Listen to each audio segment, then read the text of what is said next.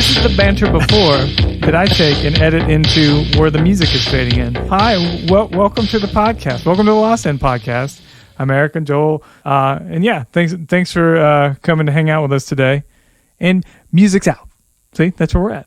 It's delicious. I'm going to use all that too. It's going to go in there. It's going to line up perfectly. It's going to be the new intro. It's going to be just us saying the things that are supposed to happen, but no music actually playing.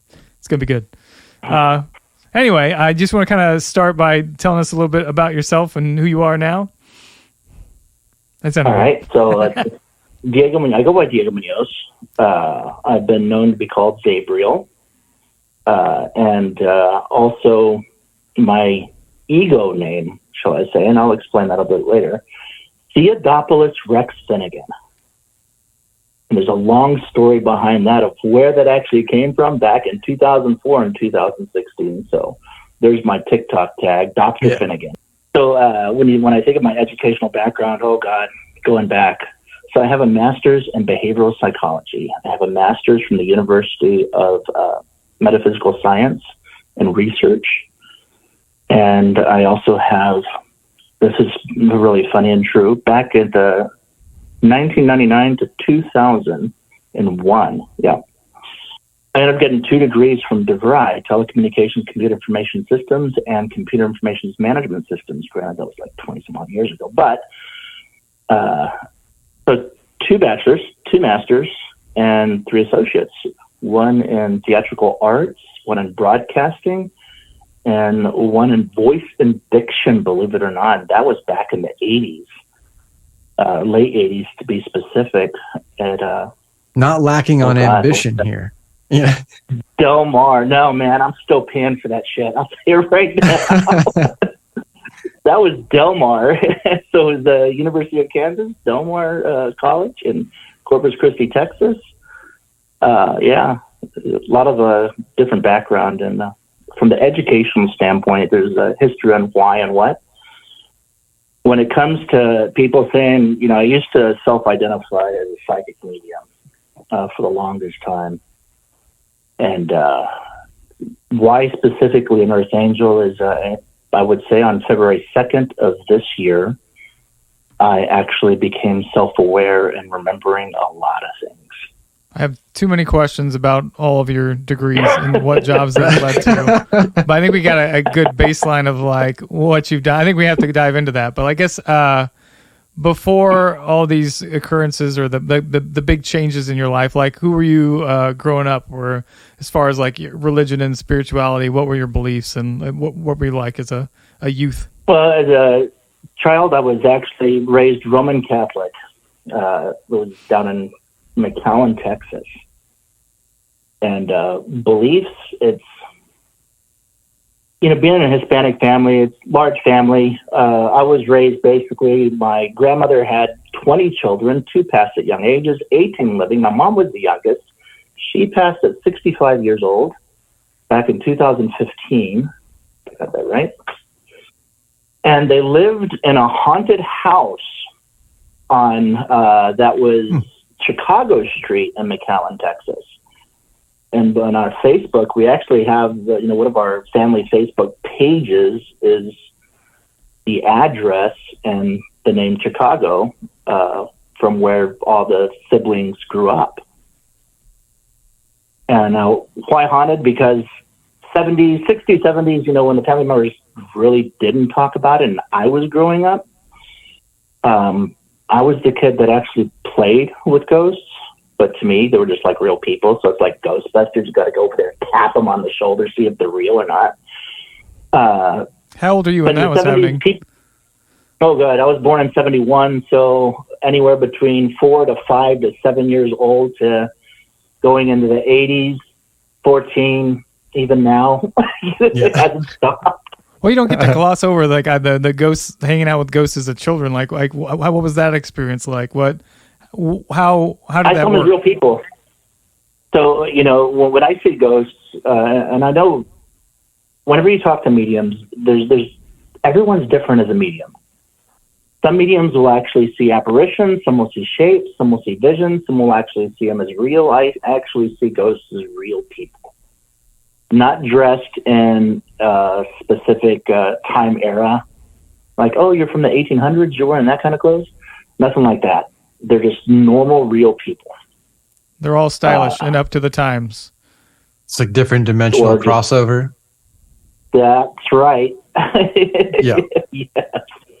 As a kid, no one had the heart to say, hey, you know, who you talking to? They just like watched me play by myself in the middle of the playground while I'm running around chasing things that, or, you know, as I would say, kids. And I was having fun. I was just laughing, joking, having conversations.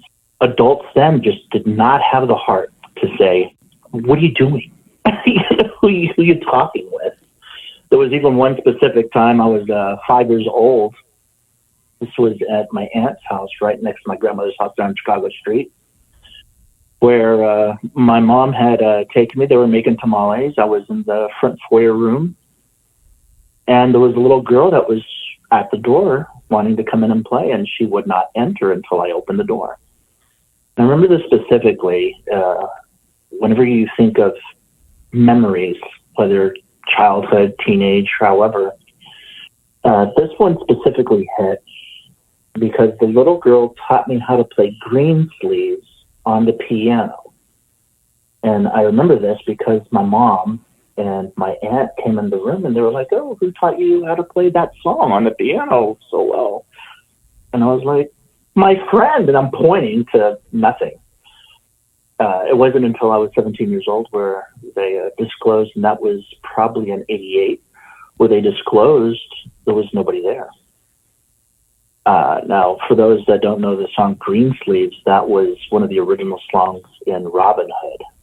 With the Robin Hood, I think that aired, it was either late 60s or early 70s. The animated Disney one? No, the like Errol Flynn or something like that. Live action. Errol Flynn, yeah. That one. Ah, I'm glad you sang it. That made it. I assume that's what it was, but I wasn't sure. Yeah. So, what did your parents think about that back then? Did they ever say anything? They didn't say anything to you about till you were 17. I mean, I assume that most of the time people assume that you just had imaginary friends, but your parents and your family probably knew otherwise. That's what I was thinking too. Well, on my mom's side, since they grew up with, since childhood. Since my mother and her siblings grew up in a haunted house, they really didn't talk about it very much because in the 60s, 70s, even prior to even going to 40s, seeing things like that was definitely demonic. I mean, this is the age of when The Exorcist first came out. And when anything of that stature was talked about, it was evil. There was nothing spiritual about it. It was demonic, haunting. Something's going to get you. So they basically kept it to themselves. And when you think of a large family like that, having various different events and some events coincidentally happening, when they're all together, it was, how would you say, locked up in their memories and minds as scared and hard because that was the culture they grew up in. When you think of the 80s now, even going into the 90s, it was right at the premises of where it wasn't necessarily evil, but how do we know it's good? Now, if they taught you how to play the piano, I'd say that's pretty good. I don't think that's what demonic entities would do. Yeah. Right, at least you learned a really cool song, Knowing what the family grew up in and how it all happened. And just hearing the different stories in general. And when you heard these stories, it was kind of like those bedtime ghost stories, but it kind of made sense to, as I was growing up, of the various different events that occurred in my life. And when you think of luck, or you think of how could that possibly be? And I'll give you a prime example. My family, my brothers, I have a middle brother and an older brother, did not know that I saw ghosts. And sometimes when you see ghosts, they're not, when I saw the kids I was playing with, they were not all nice. And sometimes there was adults that were not all nice. And, they would just say things or yell at you or stuff like that, even from distances. in the 70s, I guess I would say, and I'll be very transparent, I was tortured as a kid. Now, who wasn't? When you have two older brothers, in the 70s, you're sitting in a chair and you're tied down with belts. So someone puts belts around the feet to hold it down, then belts around here to hold it down. And back then we had those little plastic walkie-talkies with the, silver metal wiring. So they put it right here on the belt and shove me in a closet, close the closet door, take the other walkie-talkie, and make sounds. Lo and behold, what they didn't realize was when you do that to a kid that, I've had awareness of psychic abilities, didn't know what it was back then since I was 4 years old. So when you see ghosts and you have these different experiences, imagine what you would have in a dark closet as they're making moans and groans on a walkie-talkie that scare you. What's really scaring the shit out of you? Chair moving, door banging, just, you name it. So it had a more stronger effect of how I saw the world differently as a child. Wanted to become a priest at the age of 7, so therefore I walked barefooted. Yes, this actually happened. From 616 Walnut Street in McAllen, Texas to St. Joseph's the Workers. I'm giving you the actual address and the actual church. So when you do it, I think it's like 10 miles. But a 7-year-old walking barefooted 10 miles because the 7-year-old was so enthused in watching the priest bless the wine and bless the water. So what did I do? I blessed my own wine and water and just had at it with the hosts. Did your experiences like as with the ghosts, was that kind of what drove you to want to do that, to be a priest? Like how did that come about? Well, please keep in mind that, even at a young age, I didn't think there were ghosts. There were still real people. Okay. And when I talked about these things, no one really said anything to me. And I started realizing the patterns that I had in my life. In other words, when I got there, the priest said, "Oh man, they knew my family." So they called my mom. My mom came down. And, the first thing the priest said is, "I walking here 10 miles just to do this was penance enough." He didn't even have to do confession, but we went ahead and gave him one Hail Mary, one Our Father, for confession. But when I think of what drove me to do that was passion for what I believed in. And to me, as a child, you're told about God, you're told about Jesus, but it was more so about a sacrifice. When I think about it, every time that I went to church, moving forward from 7 to 10 years old, my grandmother couldn't make it to church because she was starting to gain Alzheimer's, where I would cut the host in half and take the other half to her. When you think of these little things that we do, and when I say patterns, it'll lead up to later on, and I don't want to allude to it now in the conversation because it'll make sense later. Those small little intricate occurrences that we remember in our life that have impact. So going on to 9 years old, and why I'm saying these specific events, and as you're listening, is because you think of the event, you think of no fucking way that could happen. So 9 years old, my mom's best friend takes her daughter and me to, now, let's see, this was the Phar, Pharr Mall, down South Texas. And that was probably better half of, about 11, 12 miles. And back in, I would say that's 9 years old, 71, so about 79, 80. It was more like orange fields, cornfields, not, just highway in between, lemon tree fields, you name it, back in that day. I love this one carnival ride so much that I stayed on it. It's the one that flipped. And anyways, my mom's best friend couldn't find me, so she abandoned me at the carnival and did not call my mom. Holy shit. Now, yes, I actually walked from when, now I just told you I walked the 10 miles to the church in the middle of the night while my mom's trying to look for me, all pissed off at her best friend. And I was almost home, almost. I actually walked from that mall to 616 Walnut Street there in McAllen. I wasn't barefoot at that time, but still in the middle of the night for a young kid, and cars driving by and anything could possibly happen, and what's going through your mind. Well, when I think about that, it wasn't about me walking alone. I was actually walking with a group of kids that was leading me back home. So ghost kids, right? That's what I was supposed to pick up. Yeah, it was literally ghost kids. Yeah. There was a dramatic pause, and I was like, "That's what I said in my head." And then Joel looked confused. And I was like, "I think that's what I got from that." Okay. That's so when I talk about these events, they weren't, once again, and I got to remember this: they were ghost kids, but there was a group of us. And Shelby, she's actually in one of the cartoons I made. Shelby was actually one of my best friend ghosts for the longest time. And as I was getting older, she wasn't. And, this would sound really fucked up, but she was actually my first date. I dated a ghost. I'll be forthright honest right now. And that was pretty fun. Nothing ever happened. We never held hands or anything like that. And I understand why now. But she's never left my life. I mean, every once in a while she'll pop up. Hey, what's going on? You're getting older. I'm like, no shit.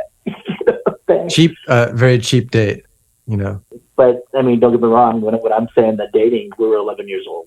Right. So it was a very innocent, kind of thing. And even talking with my family about it, it was. They just didn't understand. They thought it was a school friend until they realized, this guy's, there he goes again, talking about crazy stuff. But you still see some of the same things, same ghosts you saw as you were younger. You still see them today? All of them? Some of them? Is it location specific? Are they with you? I'm just curious. No. It's not location specific. It's a few, and every once in a while, yes. Not consistently, but there has been many, many ghosts out of my life. I'd say the one, consistent, that's very interesting because when I quantum shifted. I don't like the time shift. I'll have to explain quantum jumping in my own what that is. But when I quantum jumped, the person was alive. When I came here in 2019, my priest friend wasn't alive, which was very interesting. We'll get into that. Yeah. Noted. Literally noted. Yeah. Hold on. And then, just random occasions, everything always was positive. There was nothing negative about the different experiences, even as a kid, where one would say, it's pretty messed up, can't believe that happened. It was still positive. I would say, the height of my teenage years, 15, when I wanted to be two things in my life. I actually wanted to be an actor. I loved acting. I loved everything about it. I thought Annie was one of my first plays my mom took me to. I thought that was the greatest show ever. For all of you that are probably laughing on this one, it's, yes, Annie, the sun will come out tomorrow. Yeah. But I was 14. And just the dancing, the music, and seeing people your age on stage, doing everything they could. But then the other part of me still wanted to be a priest. And now moving forward, 17 years old, I actually continued to pursue the acting. That's when I went to the junior college and started taking classes there with broadcasting and acting. I was with the Texas troupe. I was actually in Greece at the time. There in Corpus Christi. I was Vince Fontaine, the main brains from the Stacks of Wax to the AXX, which was the DJ for the dance in Greece. My name is Alice, but that's more of a female play. As for me, I was just more so at the backhand stage, Biloxi Blues, Stephen Baker, the handsomest leading man on the River Manet with Steamboat. and the Nutcracker. Now, all still wanted to be a priest before I left Texas. Now, this is where it gets interesting. Father Sweeney, and I'm going to mention his name because he is where he was important in my life as being a priest. He was the priest that baptized me when I was a baby, and priest there at St. Joseph the Worker for the longest time. Wonderful Irishman, drank a lot as a priest. Actually encouraged me also to become a priest, but he was the one that actually encouraged the church that it would be wiser to use my abilities in a different way rather than being a priest. Therefore, the church, and I will just say the church, made a deal, basically. They'll pay for the psychology, so as long as, how would you say, I won't be a priest, but they'll pay for my psychology degree. At the time, I didn't know why. Rewind a couple of years, I was 14. I saw my mother brutally beaten by my father. He was an alcoholic, a very bad one, and a very chronic, and abuser. The one time, where their episodes did not happen behind closed doors. My mom didn't have a GED. She dropped out of school for him, did everything for him. He was an alcoholic since he was in his teens. I missed a lot of my high school years to put my mom through college, basically, to get her GED and to put her through college in the 80s. And college then wasn't what it was today. And she actually went to one of the local schools for pharmaceutical. Being a pharmaceutical nurse in school, they would give you either tester pills. There was a lot of samples that were provided. And usually it was for identification. Now, why that's important is because now this is where 17 going on to 18 comes into play. Is at the height of my not knowing what I wanted to do, crushed not being able to become a priest, trying to become the best actor I could, and my mom having a plethora of pills. And at that time, we were living on the ocean front there in Corpus Christi in apartments. It was the Peachtree Apartments, actually. I felt that I couldn't handle it, so I ingested enough, I would just say, pills that would upshow Freud. If that says anything. And if you don't know what Freud did, well, I'll talk to the horses that he sniffed. I mean, I remember going out, and I will share the facts of what I know from the other side, meaning I was chronically dead for about 20 minutes, declared dead. When I took the pills, I was out. Apparently, in my own voice, a call was made to 911. My mom was sleeping at the time. Responders came in, knocked down the door at this apartment complex, and saw me lying there, and they actually pronounced me DOA at that time.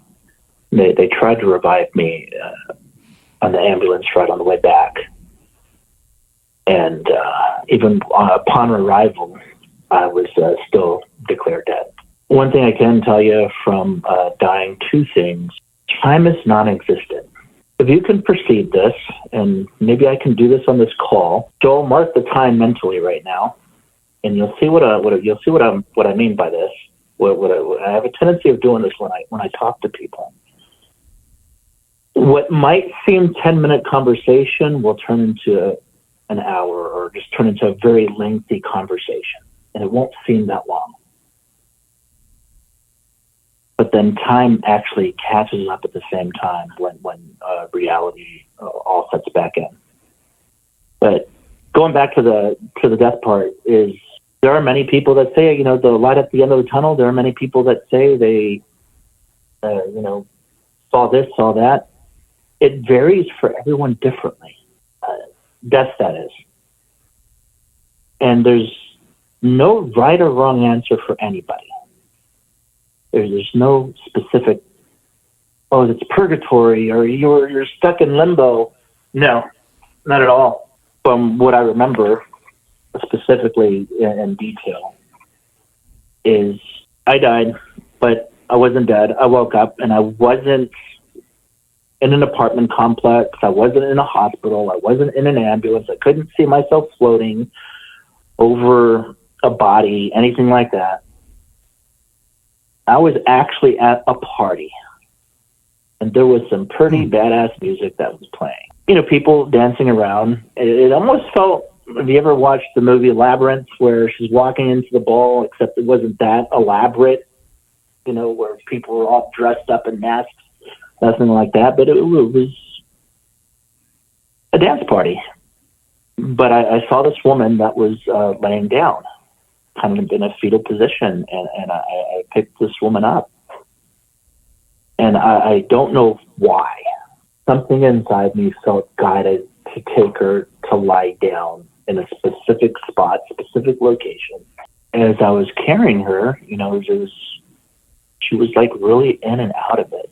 Something just felt that everything was going to be okay. And a part of me remembered that Sleeping Beauty, you know, you give Sleeping Beauty a kiss, maybe she'll wake up. So I did that, just a soft, right on the cheek. I didn't want to say she vanished, but wasn't there a part of the dream, neither was the dance. Now, here's where it gets a little bit more complicated. When you think of a karmic judgment, or however you would say, imagine if you actually, you know, saw your own angels, or just saw angels, and it almost felt like a infusion. Think of God's science project. If God decided to infuse a little bit of an angel inside a human soul and put them together and smash it like one god dang Oreo cookie, what would that taste like? Well, it felt like that, but it didn't seem like that because I couldn't actually comprehend what the fuck was going on. Being 17 years old, I didn't know what. And then I woke up vomiting liquid charcoal. Apparently, during the process of reviving me after being chronically dead for 20 minutes, they had already started pumping my stomach, thinking I would come back to life, and they were shoving liquid charcoal down me. Came out of it, and I started vomiting up liquid charcoal. And that's when they said, holy fucking shit, this person's still alive. Resuscitating me, you know, doing, you know, everything they possibly could. And at that point in time, that's where everything else started to happen in different ways. Here's where it gets interesting. I decided to take my acting career to New York. I wanted to be an actor. Fuck it.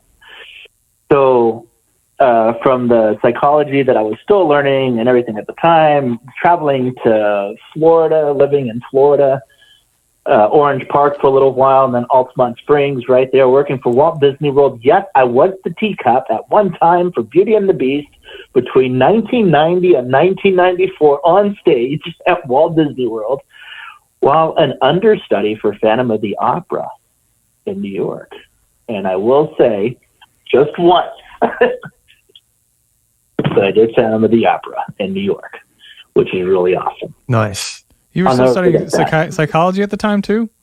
I was. How did your psychology loving mind grasp what had happened to you? And did you analyze yourself, or how did you? Because again, if you had like a religious background and you had this medium background of seeing ghosts, and then you go and do something, go and die and see these things, like how do all those different versions of you interpret that, and what do you take from that first? I guess I don't want to go too far away from that. I've also got some questions before we get too far away from that experience. So think of behavioral psychology.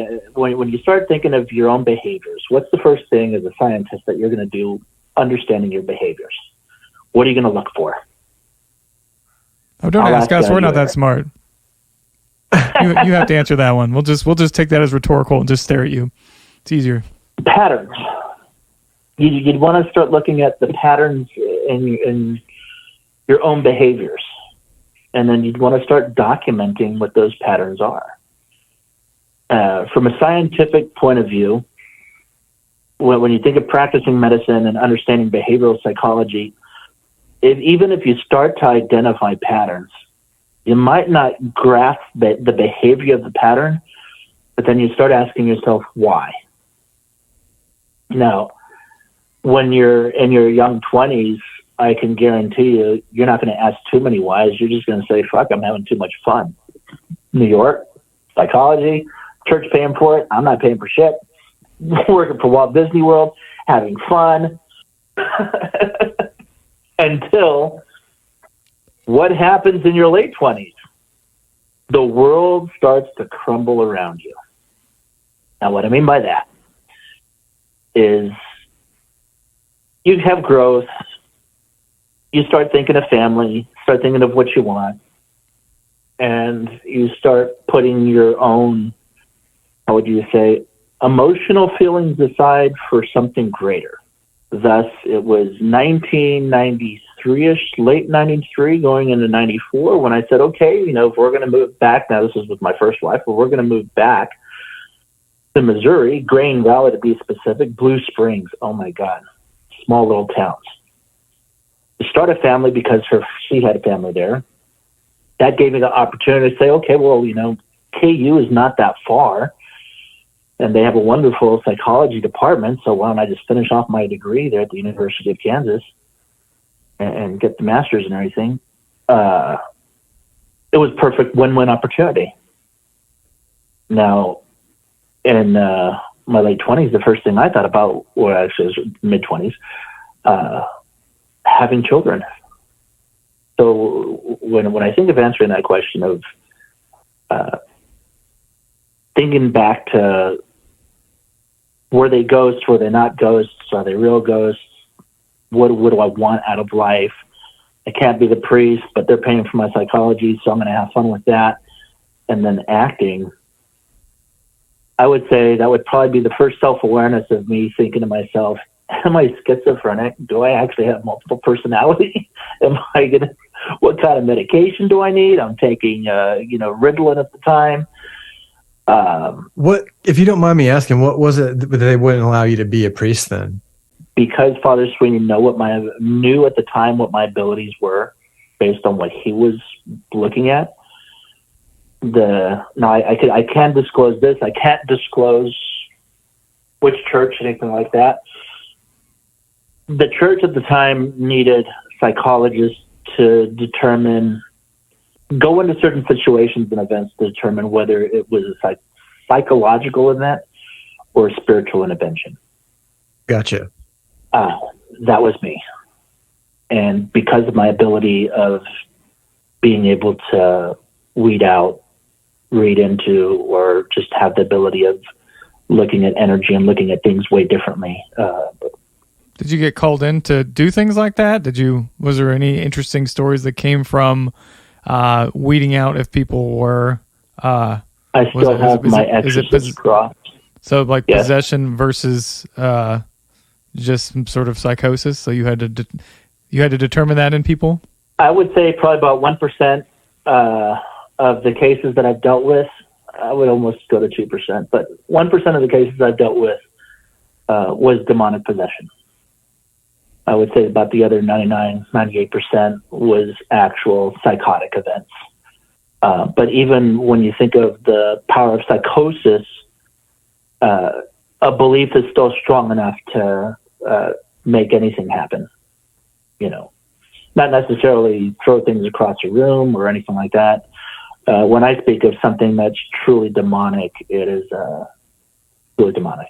It only asks those questions, I guess, because we've talked to people that I think that have had extraordinary experiences, but sometimes after doing the homework, that's where, I don't know, people can start questioning those things and start, trying to figure out where that came from. It's the same thing you were saying, like you're just taking those skills that they're paying for and turning it on yourself. Like, is that you had to take the abilities that they're helping to grow in you and then try and take that same focus and turn it onto yourself.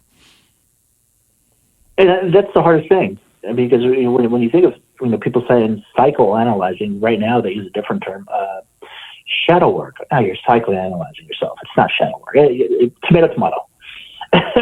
when you think of understanding the concepts of culture, and it's a book I'm writing, The Culturalistic Awareness Learned Mentality.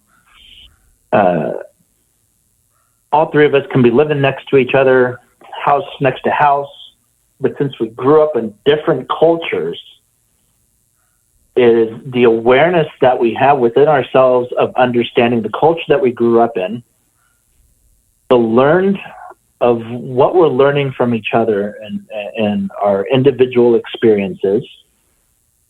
Because when, I would never fully understand Joel or you, Eric, without fully being in your shoes the whole time that you have been in your entirety of existence, and going through those different emotions and feelings and the mentality. One can say, I truly understand, but no one can say, I truly understand your experience, because they haven't had that experience. Right. Similar experiences, yes, without a doubt. Something that is correlated, yes, possibly, without a doubt. Since each event and experience varies differently from one to the next, can one truly understand unless they're, I guess you would say, in the thick of it, if that's the best way to put it. We'll skip a little bit ahead from now getting my master's, divorced from the second wife, having 2 children, a son and a daughter, and then meeting my second wife. It was December 2nd of 1998. It was 10:49 p.m., Java break, Lawrence, Kansas. She was this was after I got my degrees, my first degree, and the other one. She was, let's see, best way to put it, B student, Tourette's, first semester, 18 years old. I was 26 going on 27 years old. And I read 64 years into her future. Now, when you think of karmic connections with people, and man, I wish I could bring her on this call. It would. She could validate a lot of other stuff, which is very interesting. Now, I'll just say her first name. I won't say any last names or anything like that for the protection of where they live or anything. But her name was Lauren. And we were together for 19 years. Now, what's important about our experiences, because at that time, working for the church, all the different cases, doing the ghost hunting, and then going back to patterns. If anyone were to ask, how would I describe myself today? I would say from the spiritual or from the psychic side, I would say that I'm a modern day Ed Warren. And for those that don't know who Ed Warren is, Ed and Lorraine Warren were the first psychics, per se, that actually came out publicly and factually did investigate the Amityville Horror and other cases. They have done movies. I would say some of the movies are elaborated to an extent. That would be The Conjuring, but they are based off of their cases. Why do I compare myself to Ed? Is because he had a tendency of just items ending up in his hands and his house, haunted items or however. I actually have a house full of haunted items from all the different cases of and different events. And I do have, I don't want to say it's an Annabelle doll, but I do have a doll that has been tested by other psychics, other mediums, actually have a mood ring on it, and have been tested by scientists on how does this 1810 Romanian doll that still looks brand new give off enough heat to change the color of a mood ring, which the liquid is only that is a whole nother ball game. Yeah.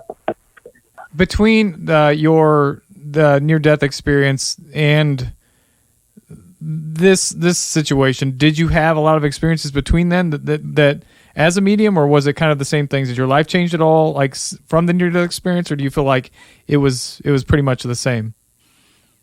I would say, it was pretty. I was more involved with the family, so there were small events. Or I would say there were events that popped up that I would say the universe would randomly throw out there, but nothing as extravagant. It's like playing with a toy. I guess, I was more so involved with completing school, understanding what the church really wanted, doing small little events here and there, but more so focused on the family. And when I think of those occurrences, it's kind of a blur during that time. And I would say that was more so on, how would you say, when one truly loses themselves mentally, because they're so focused on allowing to give so much of themselves away versus identification of who they truly are. Does that make sense? Yes. I don't want to lose on that one. In other words, it's Maybe. You ever had a time period in your life where you just don't remember? You lived it, but my 20s. I can't really remember anything. There you go. Yep, that's it. You're right. Anything that you significantly did. I mean, yeah, your 20s. That's when a lot of that happened. I was young when I got married. I think I was 19 at the time when I got married, and divorced at 25, 26, 7 years.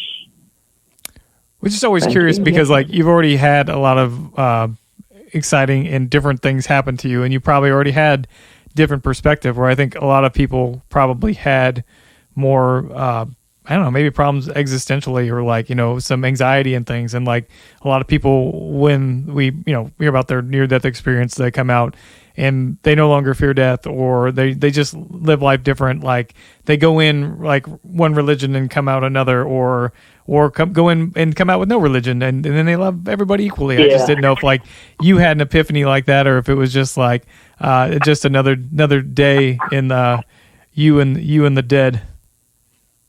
So that I failed to share with you, and I apologize. Studying world religion, as a side, and I never got a major or anything out of it, but I did write a thesis on it, of understanding, true nature of Christ consciousness. On my own accord, I decided to study world religion, and not only study it, but put it into practice in various occasions, just to understand the religion more. So when I think of a blur from my early 20s, is because I was just more involved with the education, more involved with the understanding, and more involved with the family, that I put everything else aside. All my goals of being, wanting to be that priest was just pushed aside. All the goals, the discipline, I always say goals and disappointments and opportunities of acting was just pushed aside. Just, flat out gave up the acting career. Why? Because my, first ex-wife, she wanted the family. And it's not to say this in a condescending way. Please don't take it wrong. But when you think of giving everything up that you loved to start a family, and I loved my children, so it was the best choice I could ever make, and I would make the same choice, that's losing a part of yourself. And that's what I was referring to, is those parts of your life where it happened, but what the fuck happened? Right. Yeah, that's where you get lost in your own self-identity of who you are, what do you stand for, and why. So it was 1997 when I divorced with my first, and then that's when I, after that divorce, it was about 6 months, and it was beginning of 98. 6 months, if you can figure the time frame, and then it was December. It was middle of 98, December 2nd. And I remember, this is just it, how you remember the date specifically of the most impactful time of your life. Now, going back to not dancing around the question that you asked. It becomes second nature to one when you have these abilities, even if you're not cognitively aware of the abilities that you own, that you possess. And everyone has the same abilities. I'll start off by saying that first and foremost. It's not a rat race on who's better than who, or who can do what better than however, or, that this person can do this, but this person can't do it. It just is of what I was capable and able of doing. And as time went on, it just became second nature. Even the death part became second nature. Going through behavioral psychology, it was almost numbing of what that death was, and almost a blur, but it wasn't a blur because I still remember everything specifically. But then people call it, spiritual awakening. When you think of your first spiritual awakening, what does that mean? And usually the first spiritual awakening to many from a behavioral psychology point of view, is you're self-aware of identifying you, who you are, what you stand for as self-existence.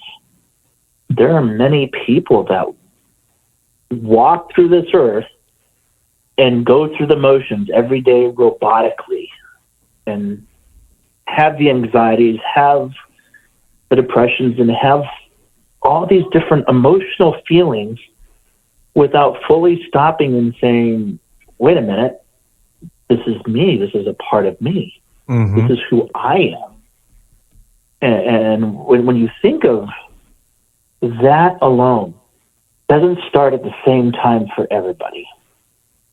So when I think of 4 years old, when all the crazy shit started to happen, even as a kid, and then progress as a teenager, and then kind of blow it off, in my early 20s of, it's just, natural. I really didn't put focus into it until that night of December 2nd. I feel like I built a good bridge between that story to where you were going. Look at the skills I provide. You're welcome. Take notes, Joel. Take notes. And why that specifically, it's not to gloat or brag or anything about, I read my second wife's future, 64 years into the future, blah, blah, blah. It is more so of how I was able to see things. And when you think of what you see, it's not exactly the way you think it is. Prime example, I told her, at that time, she was going to have 2 sons and 1 daughter. Now, at the time, I had my son and I had my daughter, and she was a second mother to them for 19 years. Once again, she met my son when he was 4 years old, my daughter when she was 14 months.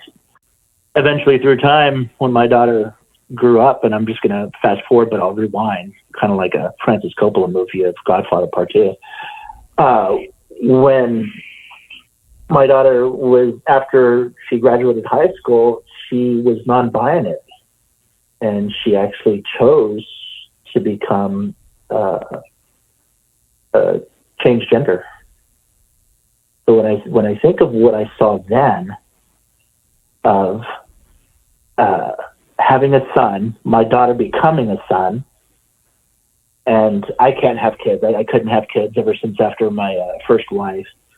So I could never provide any children to my second wife, and that's the biggest reason actually why we divorced.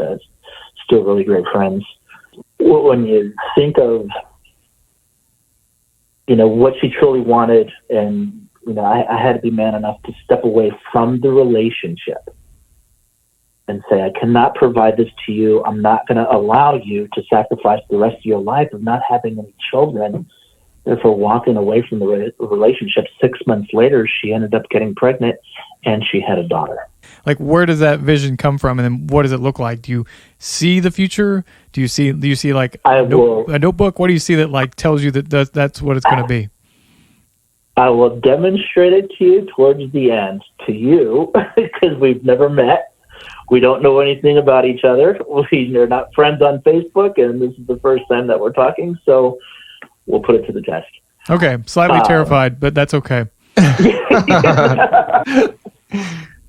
Don't be scared shitless. It's just it's second nature. No, I was just curious because like when you hear those things, it's like it's cool that happens, but it's just like I envision everything like a movie, and I just like it is. see it's like what's an the Christopher 8mm Walken film, and it's yeah. Well, I was thinking of the Dead Zone. Of Christopher Walken. I'm talking about that Stephen King story where he goes up and he touches somebody and he just zooms in and then he sees something. They did a good skit on that on Saturday Night Live as well. But that's why I always ask those questions. It's not the question what happened. It's the question like what that looks like. Because I think we talk to people that are like, I did ayahuasca with a shaman, and they're just like, and then they're matter of fact about it. I'm like, no, you gotta tell me what that looked like. So that's why I was curious. Like, I'm gonna get into it.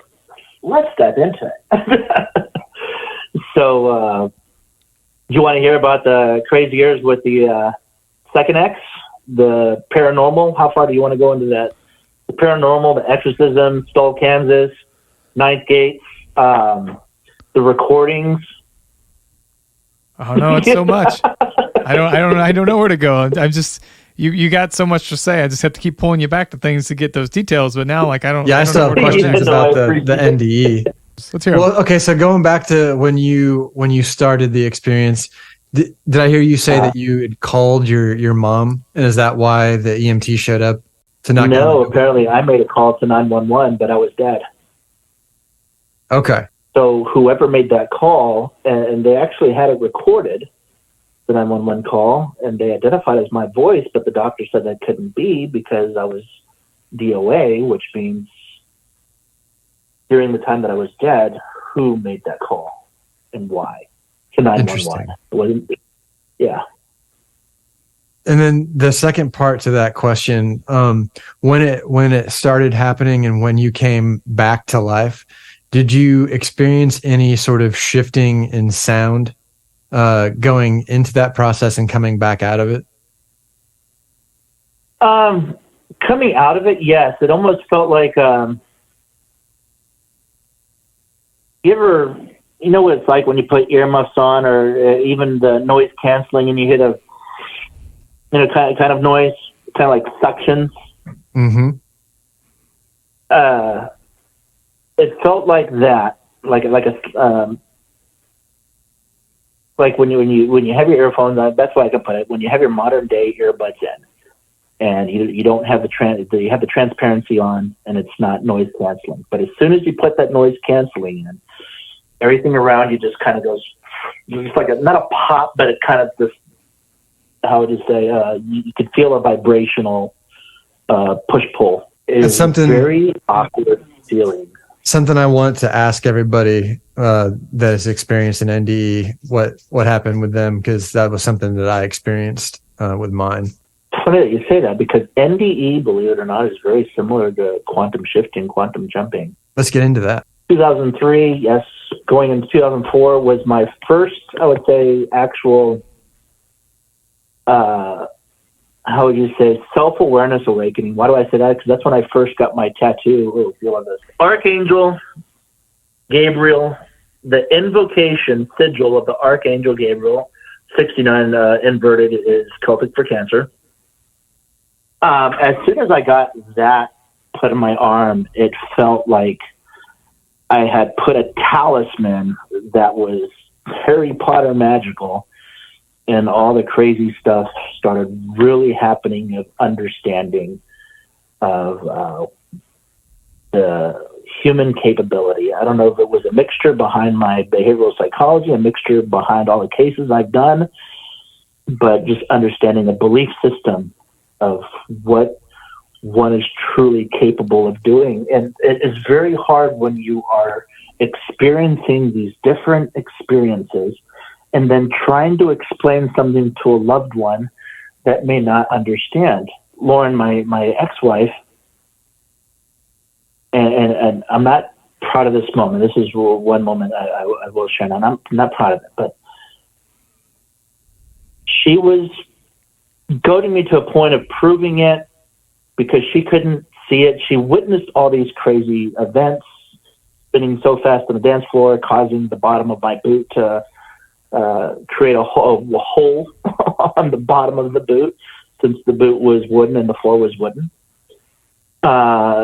Levitating off a bed 4 feet in a very magical way, not that you would see in The Exorcist, and half the body coming out telling you everything's going to be okay, where I was so frustrated that I pulled half her soul out of her body and actually gave her PTSD for the better half of 7 years. I'm not making this up. I don't know how else I could word it. Why I'm not proud of it is because when you think of what the human psyche, what the human is capable of doing as a light being, it's not where you look at an object and say, oh, I'm going to make it move just because I'm looking at it. The human existence is totally and fully based on emotion and feeling. If you took everything else away, all that is left is emotion and feeling. Whether you put labels of growth to it, whether you put labels of anything. When you fully give yourself bridging your gut, bridging your heart, and bridging your brain together for all the neurites within your gut, your heart, and your brain. Now, what are neurites? Neurites is what actually creates memories inside the brain, but the heart has its own neurites, thus leading into understanding why the heart is so emotional on itself of retaining its own memories, and same thing with the gut. When all three are bridged and you have the strongest emotional feeling behind, whether it's for good or bad, in this case, totally angered, not angered towards her, but angered towards I had to prove something, and then having an event occur to where the other person explained to you when it only lasted 2 seconds, but to them it lasted a lot longer, enough to give someone PTSD. So when Eric, you asked the crazy things in between, there are so many positive things, but why I bring that one up specifically that's not so positive is because regardless of how good we say we are, or wherever we choose that we land on the spectrum, it is what we are truly capable of doing when we allow ourselves to acknowledge and appreciate the true nature of what we have inside us. And that's powerful. And that's where now I'll skip some of the juicy parts from the exorcisms and stuff. People are like, oh, don't talk about that shit. I want to know about what happened. I will say this. I do believe there is a heaven and hell. I do believe there are angels and, well, I'll use the word demons as a label, but angels are angels, and angels do not see each other as demons or angels. Angels see each other as angels. But if one that does not understand the differentials between there is good and evil, and there will always be that infinite spectrum, that's bringing me in as to how quantum shifting, please do not go on TikTok and look at I quantum shifted yesterday and changed my life forever. No, it doesn't fucking work that way. We'll tell you that right now. It does not work that way. How it works, and for those that truly have done this, will 100% relate. At the epitome of my understanding, my life, walking away from my ex, going through the divorce because I couldn't have kids with her, and then understanding 6 months later that she chose to hook up with an ex-boyfriend from 20 years previous to have a child while you're not divorced yet, and still being very good friends with your ex.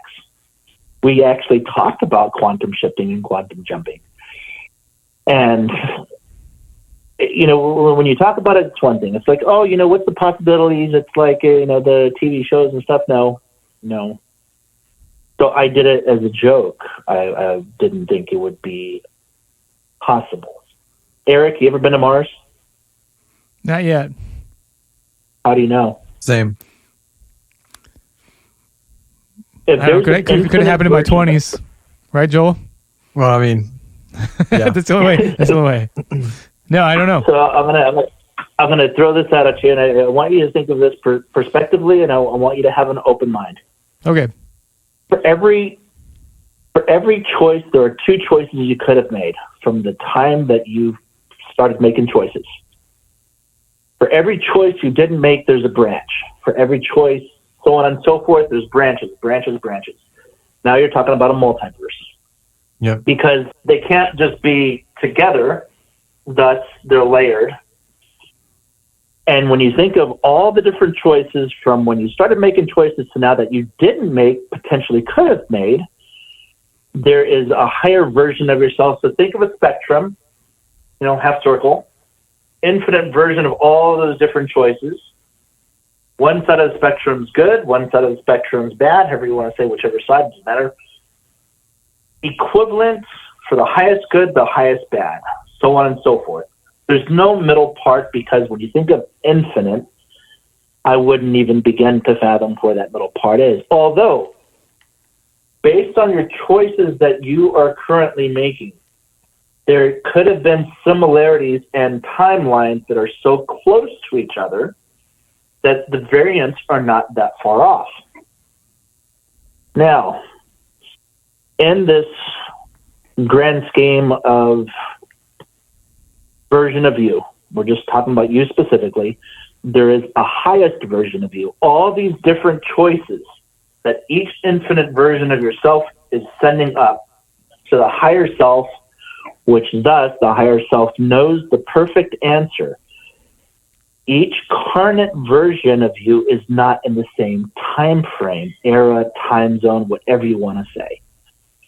Same race, same planet. What? 98 billion years? You think this is the only rock floating in this grand scheme of quantum field energy with cold physics energy and dark energy that we're the only ones? No. So therefore, if I pose the question, have you ever been to Mars? Well, no, your linear timeline now, you have not. But if you knew you have, then do you have to travel there if you have already been there? Kind of like having the gut feeling. Everyone says, trust your gut. Go with your first feeling because your gut's telling you that's 100% factual. Your higher self is already giving you the perfect answer because the answer has already been equated. You're just finally arriving to that specific point in time that your gut is giving you. How did your gut know the answer before you did? And I'm just using the metaphorics of the gut being your higher self, if it hasn't already existed. Now, there's no coordinates. There's no magic time machine. There's nothing like that. But if you can picture what you believe is possible, the higher self will not necessarily jump to another higher self when quantum shifting. The higher self will jump to a lower self to bring the lower self up higher. So when you think of now quantum shifting, quantum jumping, and you think of the timelines, because the choices you made in one timeline is different from the choices you make, you don't know where you're going to land or anything like that. You just end up. And when you end up there, you don't know the timelines until you start talking about it. So when I arrived, and it was, 2019, December 20th, fucking in the morning time, I was at night, discombobulated, totally freaked out, didn't know what was going on. Nothing seemed the same. I mean, it's not like where my planet was green and, the sky was purple. No. But my oldest brother that lives with me now had died in the first Gulf War, and he is living with me right now. My daughter actually died when she was 16. These are certain things I don't want to talk about, but I am. I haven't talked to her apparently since she turned 16. but I don't know why. My best friend, apparently, that claims to be my best friend from high school. Anyways, I have no fucking clue who this person is, and they're like, I've known you all my life. I'm like, I don't know who the fuck you are. But then you have all these pictures showing that you've been with this person. Like, when you think of that, in other words, the small intricacies of, it's not your memories, it's not what you remember, that's not how it happened. That's quantum shifting, that's quantum jumping. But it's not where you have the key to turn back and go back the direction that you plan to go back. It's like, okay, I'm only here for a couple of years, and I'm going to go back. It's only a science project now. If you actually do it, you're fucking stuck. How does that happen for you, and why? I mean, is there rhyme or reason to that?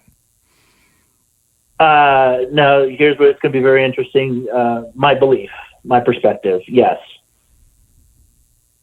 Out of all the patterns that I realized in my life, everything that has occurred and what I've learned, my growth, February 2nd of this year, I became self-aware of what an understanding an earth angel actually is and having memories. And when I say having memories of not just this incarnate life, but incarnate lives. For those of you that don't know what an earth angel is or are very skeptical, I would recommend there are a plethora of thousands of videos on YouTube on how do I know I'm an earth angel, so on and so forth. And I'm not the only one. I'm not claiming to be the only one like Highlander or anything like that. But I can tell you I'm part of a second wave.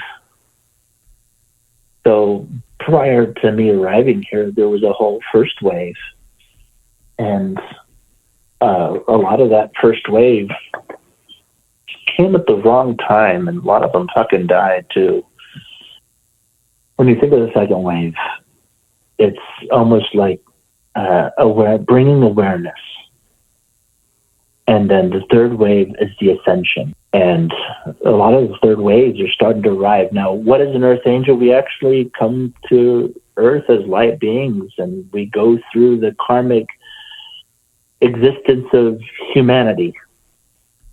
We are flesh, we bleed, we think, we're stupid, we do stupid shit like anybody else because we chose to disconnect ourselves from the higher source, but destined and have a specific purpose, which some understand that they're earth angels when they are born, some understand later in life, and some have a destined specific time and place of awakening to where why, well, it's not a question to even ask. It's just understanding the purpose. So in the quantum jumping, it reminds me a lot. I don't know if you watched that show Quantum Leap that was on in the 90s, but a lot of that sort of God, that was actually 80s, wasn't it? Yeah. Was it the 90s or 80s? Maybe it was the 80s. I grew up, I was born in 81, so I remember it being on TV sort of when I was a kid. I love that show. They remade it. I didn't watch the remake. I'm loyal to Scott Bakula. Now, quantum jumping is very much similar. In other words, it's based on the emotional understanding and belief of existence. If you believe, and it's not just, well, I believe that it's possible. No. If you know you've been to Mars, then you don't have to travel to Mars. If you know that you've been on oh man, I'm having a brain fart and with the Alpha Centauri. I always talk about that planet too.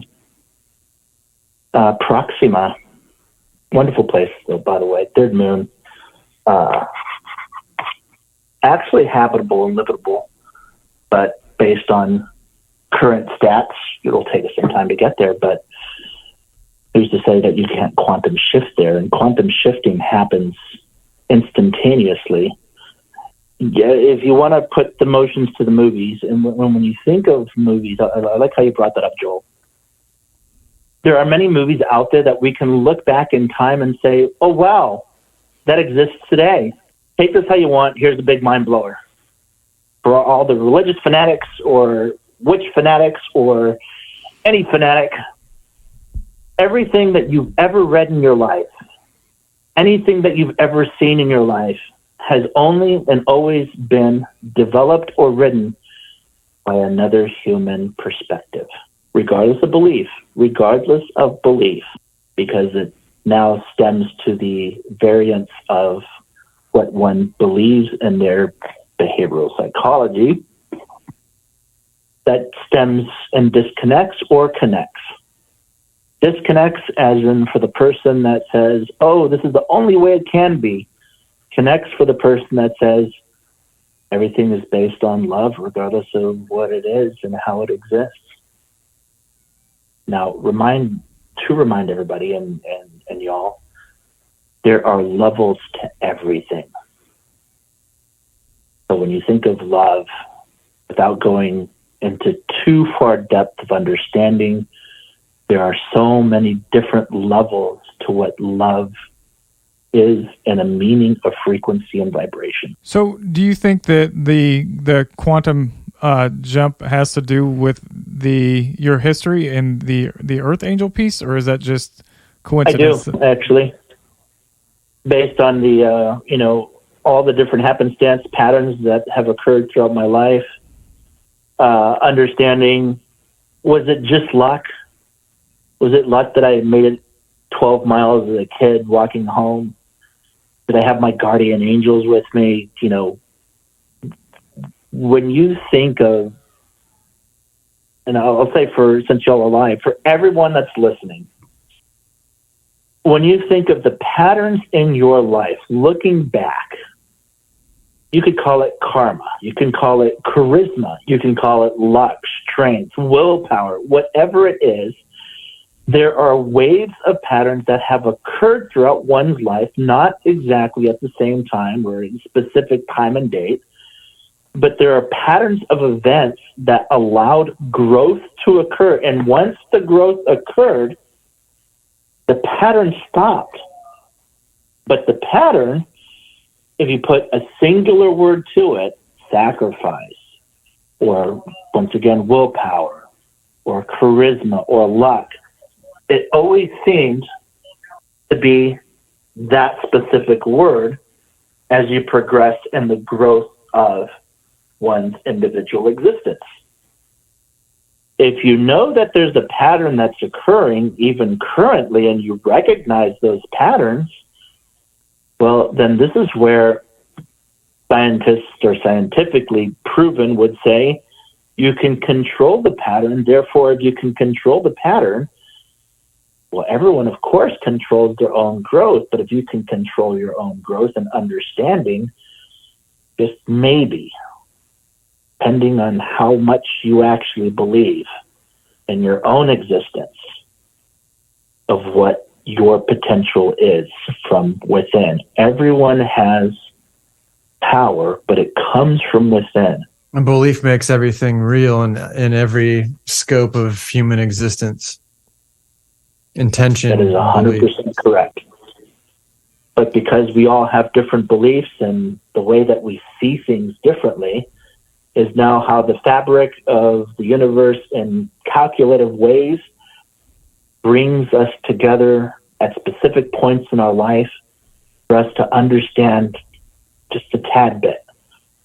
Whether it was a moment in time, whether it was a week, a day, whoever it is that the universe brought into our lives, and why? Because at that specific moment in time, we took something from it for ourselves for growth. What is the purpose then of like the role of an earth angel as opposed, does that change your purpose in life, or is that just what has caused all these things to happen to you? Self-awareness and purpose for others. Believe it or not, I'm more of a servitude to others.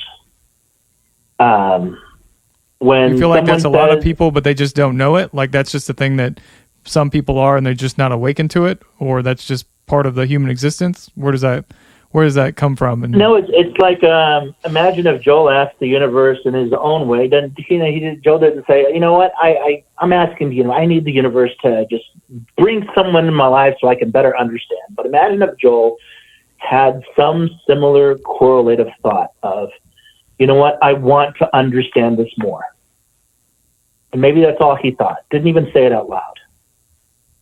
And then you have someone like me that has the karmic beeper on saying, Joel, hey, the universe heard you. You know that. That was like 2.5 weeks ago.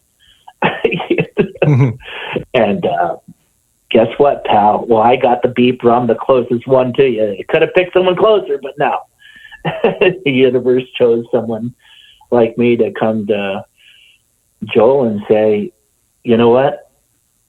You really don't need to understand in teaching. You just need to understand what you want more in life and take it. But getting back to where we were before, I think, and I don't know if I'm jumping too far ahead, but like, I know that we talked about like your NDE, and you picked somebody up and you kissed them and they poofed, they vanished. I kind of want to get back into that because I think we kind of talked about where that story was going. After quantum shifting, jumping, meeting that person here, and then listening to that person from their perspective, tell you what they went through and why, and remember what you did. How did you end up meeting this person? Like, how did that encounter even happen, and how did that conversation start?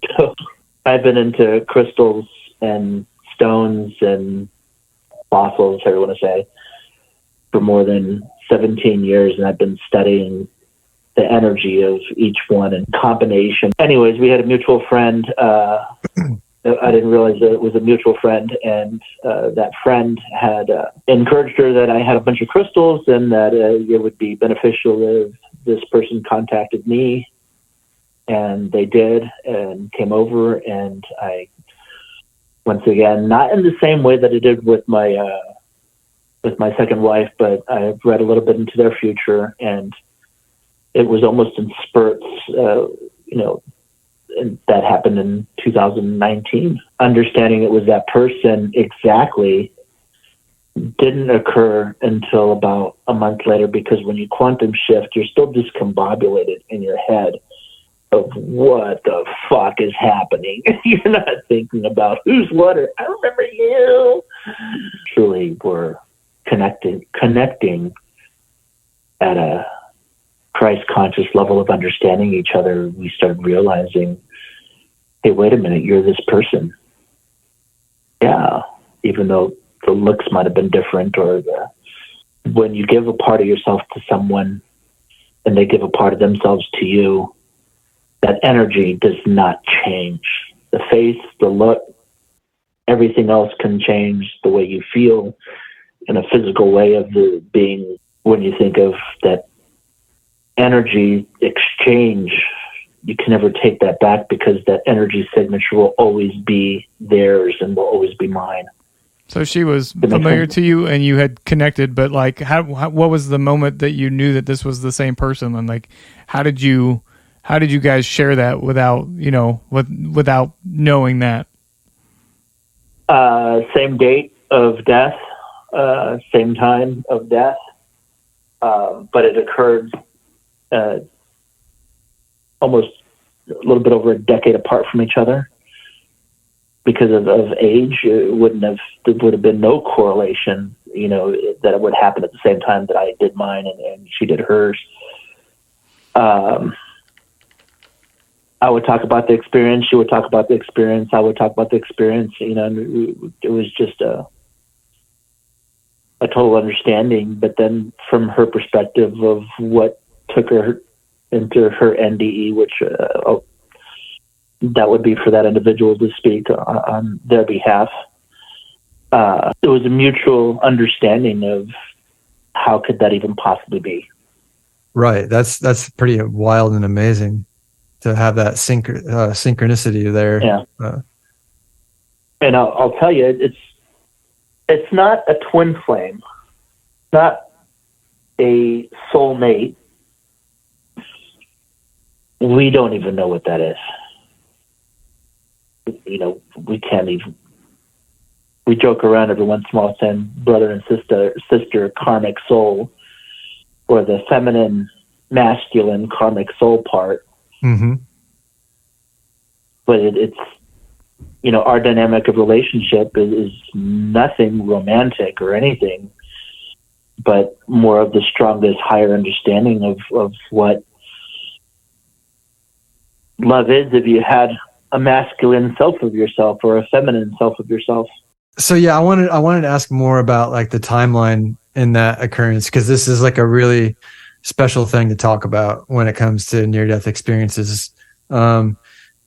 Meeting somebody else inside of that experience and having it come from a completely different time than the date that it happened for you. Like a decade off, or how far apart in time were these occurrences?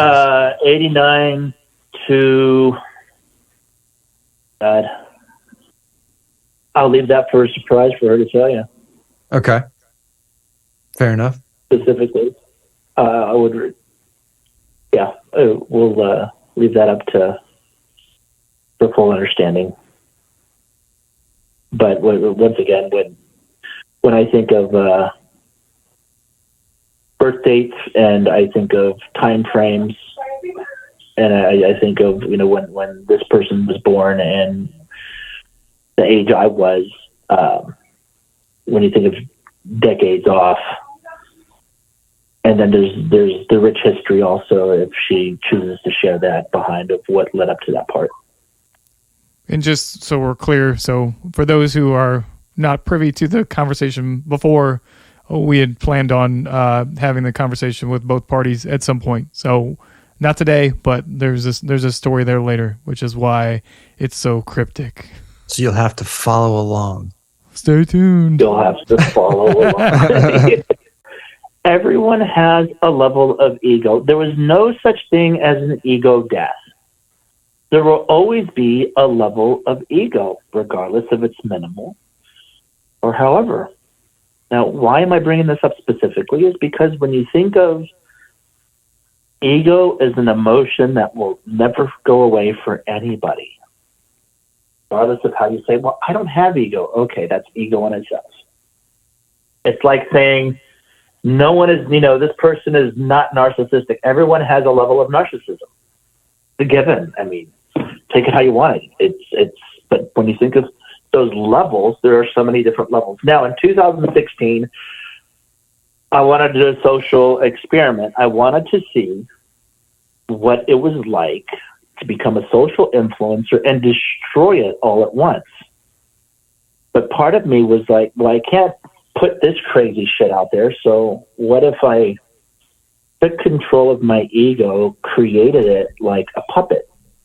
In other words, if I knew that I couldn't kill my ego, but I can control my ego, why wouldn't the ego itself be its own personality and have multiple personalities, in other words, portraying? So in 2016, Dr. Finnegan was born. And I start, the best way to ever become a social influencer, be honest, be yourself, and share your life experiences. So that's what I did on Instagram when IGTV was just coming out, and you had to have like 10,000 followers and such. Now, to me, it was never, ever, ever about the followers. It was always about the views. So once I hit 100,000 views, how to destroy it? 1, you stop making content. 2, you piss off a couple of people. It's that simple. And 3, now mind you, this was back in 2016 when TikTok was just coming out, and everyone was like, don't do TikTok, it's from China, which it isn't, which is even funnier. When you think of being that influencer, how do you piss off somebody? Say a joke. Say something. And back then in 2016, this is where people were at the height of their, I'm just too emotional. So it didn't matter what you said, people were still on the edge.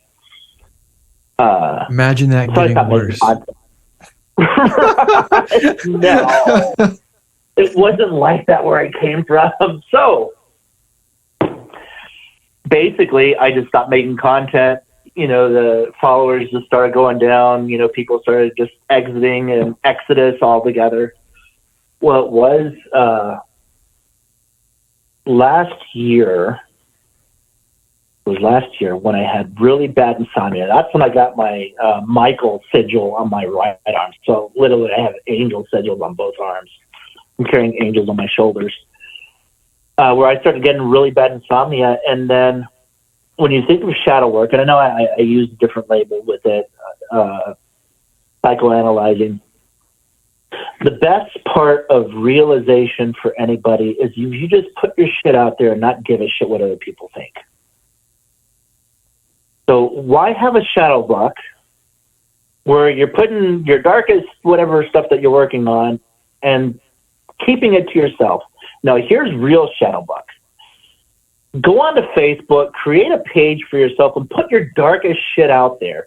So I actually have Facebook, Diego Munoz, my regular page. There's a Dr. Finnegan page, but then there's also a Diego Munoz page that has my darkest shit on there, from exorcisms to cases, and has videos, and has you name it. Sounds like a training course here. I like this. Yeah. And why? Because when you think of your individual experience, why would you worry about what anyone else would think? It's your experience. Bottom line. No one could ever take that away from you. So Eric, Joel, whatever your experiences are of anything and everything, no one could ever take that away. So why hide it? Why be ashamed of it? Why run from it?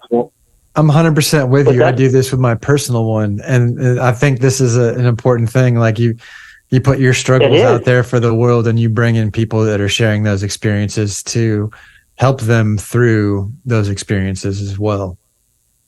It felt liberating after I put that out on Facebook, because then it was November of last year where I started saying, you know what? I am going to make a cartoon version of my younger self.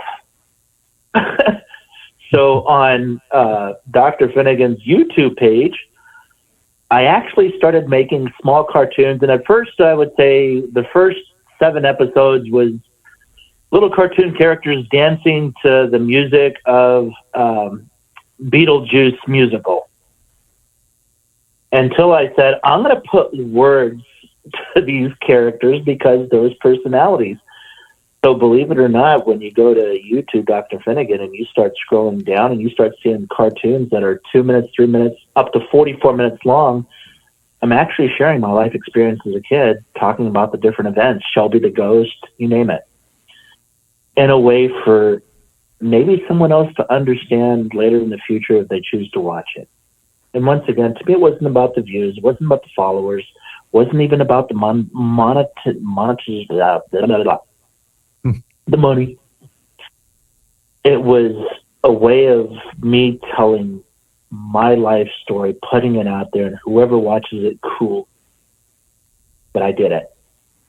I like that because I think I watch more cartoons than I listen to podcasts. That's 100% true. So that's my speed. Yeah, and when you think of now, here's the crazy part. It's Zepeto, Z-E. I'm going to advertise for a second. Zepeto. Zepeto is a almost like a Facebook / Instagram, however you would say, for all ages that do cartoons in South Korea, Taiwan, China, and it would have been a big hit. It's awesome because it's cartoon avatars. So, Joel, whenever you see those cartoons, I don't know if you've ever seen any that I make, they're like little 15-second videos, but when you put a 44-minute video with all of them together, like, how the hell did that...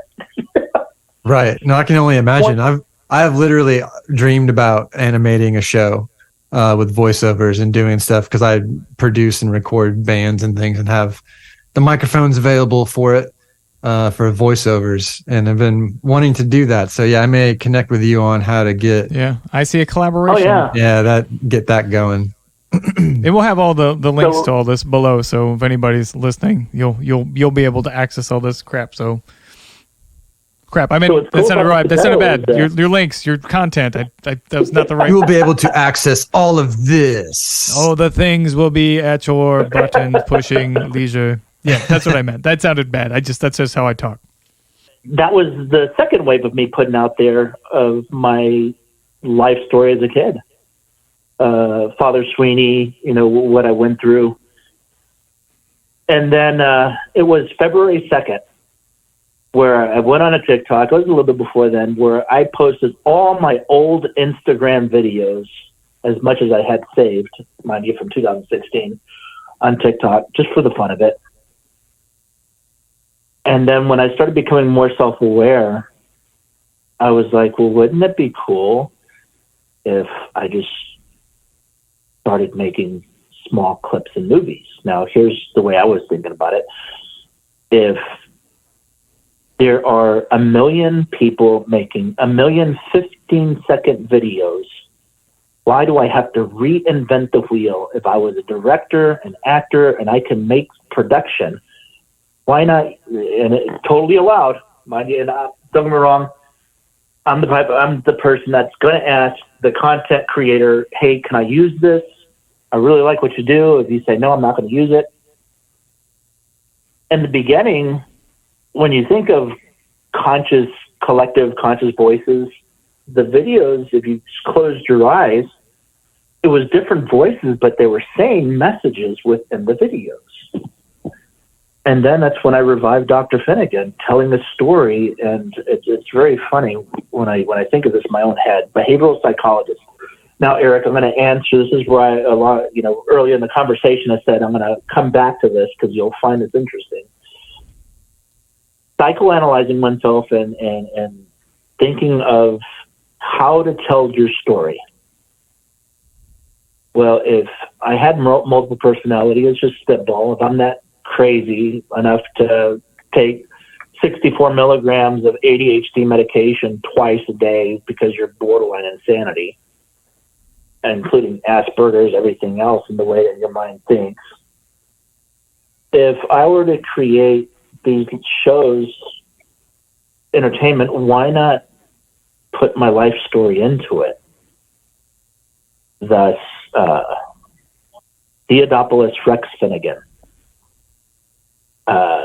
Dr. Finnegan, that was the original name. Theodopoulos Rex Finnegan was actually giving Dr. Finnegan an actual name, Theodopoulos, Rex being a nickname that a sister gave him, Boo Finnegan, which was my sister that passed away when she was not born.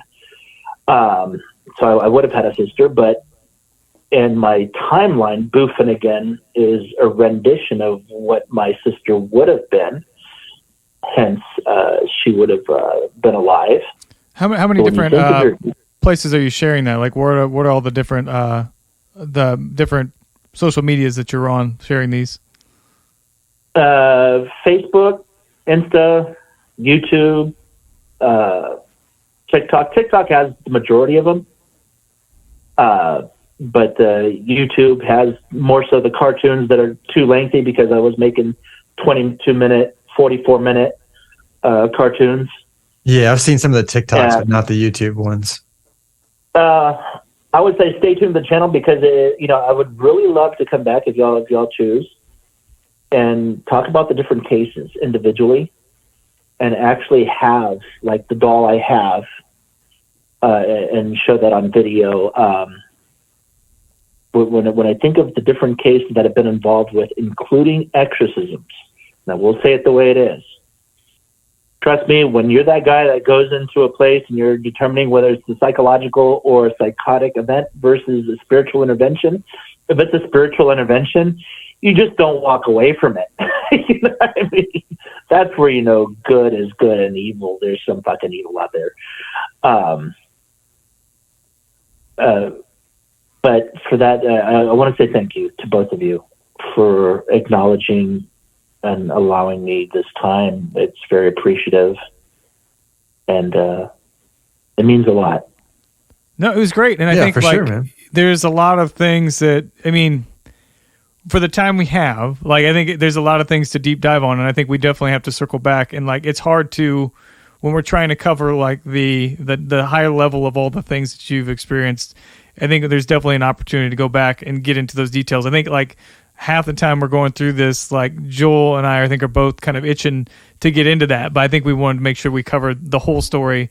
And if we want to go back and talk about the different pieces of it, I think that'd be excellent. Cause I think every time we walk away from one of these things, Joel and I end up walking outside or walking somewhere and saying, here's all the things we want to do. So we'll definitely come up with that list and figure out how we get back together to hit some of those details. And if you got some things you didn't cover, we'll go over those as well.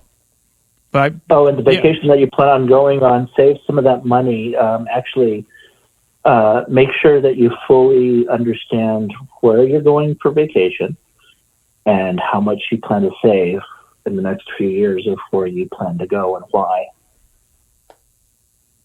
This is my future. Subjectively, be continued. Damn it! See, this is how he gets you. Like he's now there has to be one. It has to be soon because maybe I'm already planning a vacation. You don't even know. You don't know. You're just listening. I'm just a voice in a box that you guys hear. Was that was that one for Eric or was that just a general? Subjectively, think about it, Joel. Yep. Yeah, I already picked up on that one. Well, thank you, man. We appreciate your time. And like I said, we'll be in touch. All the links will be below. So if you need to check out all this content, again, like the cartoons everywhere, some of the stories I think we covered probably goes a little bit deeper than some of the things we've seen. So more to the stories to follow up on them, I believe, right? You could see more of it there. We'll have your TikTok, your Instagram, your YouTube, all the channels below. And if you are listening to this and interested in you have a story you want to talk about, you're more welcome to also contact us. Tell your friends, tell everybody that's got something interesting, and we'll have a chat. So thank you, man. Joel, any parting words? Say something smart. This is for the end. You better say something smart. Again, music's fading out. Joel, says something funny. I'm just excited to listen to Green Sleeves now. All right, dude. Changing the outro. Here it goes. Green Sleeves. Hopefully it's not copyright. And sorry, there we go. Done. One time only. Yeah. I'm sure it's probably public domain. So. Yeah, if it's public domain.